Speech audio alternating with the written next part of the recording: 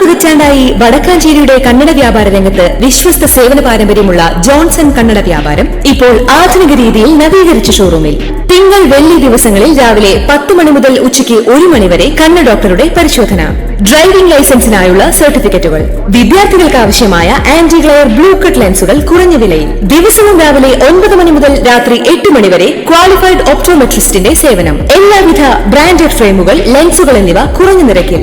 Johnson Kannada വ്യാപാരം, John's tower, divine ആശുപത്രിക്ക് എതിർവശം, Vadakkanchery. Phone 94963474.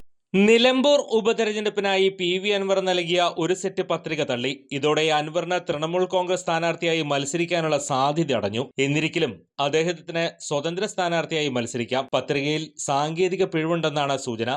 കേരളത്തിൽ രജിസ്റ്റർ ചെയ്യാത്ത പാർട്ടിയുടെ സ്ഥാനാർത്ഥിയായി അൻവറിന് മത്സരിക്കാനാകില്ലെന്നാണ് തെരഞ്ഞെടുപ്പ് കമ്മീഷൻ അറിയിച്ചിരിക്കുന്നത്. ഈ സാങ്കേതിക തടസ്സങ്ങൾ ചൂണ്ടിക്കാട്ടിയാണ് സൂക്ഷ്മ പരിശോധന വേളയിൽ പത്രിക തള്ളിയത്. പത്രികയിൽ പുനഃപരിശോധന വേണമെന്ന് പി.വി. അൻവർ ആവശ്യപ്പെട്ടിട്ടുണ്ട്. കൂടുതൽ വാർത്തകൾക്ക് ഞങ്ങളുടെ ചാനൽ സബ്സ്ക്രൈബ് ചെയ്യുക. ഫേസ്ബുക്ക് ഫോളോ അപ്പ് ചെയ്യുക. വാർത്തകൾ വേഗത്തിലറിയാൻ എനി ടൈം ന്യൂസ്.